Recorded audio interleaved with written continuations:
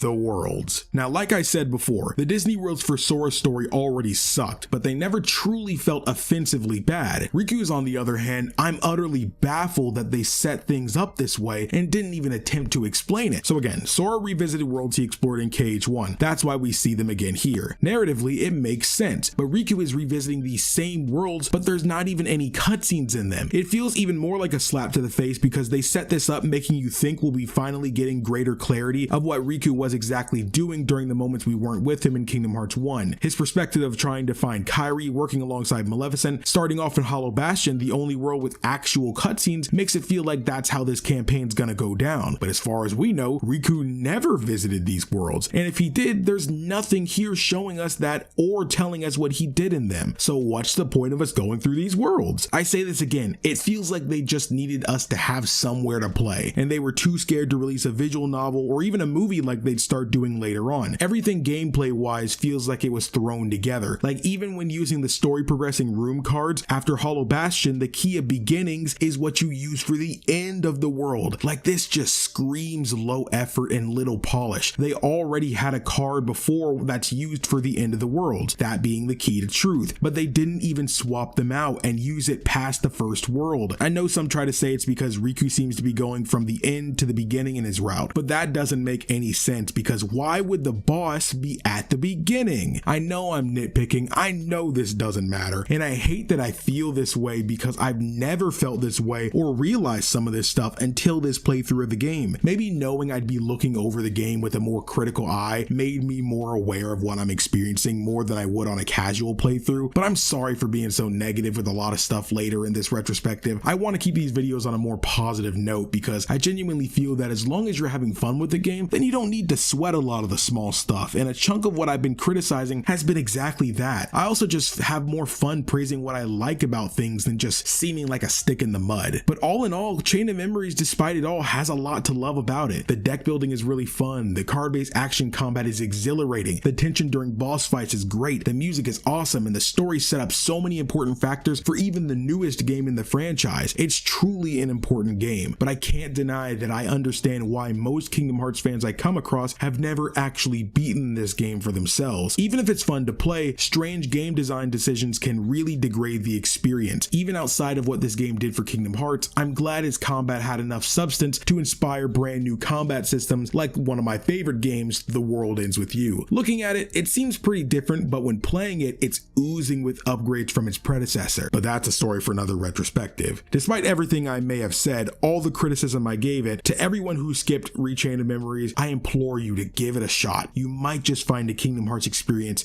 you can't get anywhere else. But beyond that, Kingdom Hearts wouldn't stay down for long after this misstep. No, they definitely wouldn't. To many, the next game is not only the best game in the series, but one of the best action RPGs ever made. And they're not wrong. That game is Kingdom Hearts 2. I think it's safe to say this game not only introduced most current fans to the franchise, but also shaped the fan base into what it become even to this day. But if you'd like to see my retrospective look at Kingdom Hearts 2, supporting the channel by liking the video and subscribing to the channel will ensure I can get it out for you all to enjoy. And if you'd like to go the extra mile and get the chance to check out the video early before anyone else, alongside the upcoming monthly podcast, you can support me on Patreon for as little as $1 a month. Thank you all for watching. My name is KingdomAce, and remember to play some games, remember your card breaks, and enjoy your day.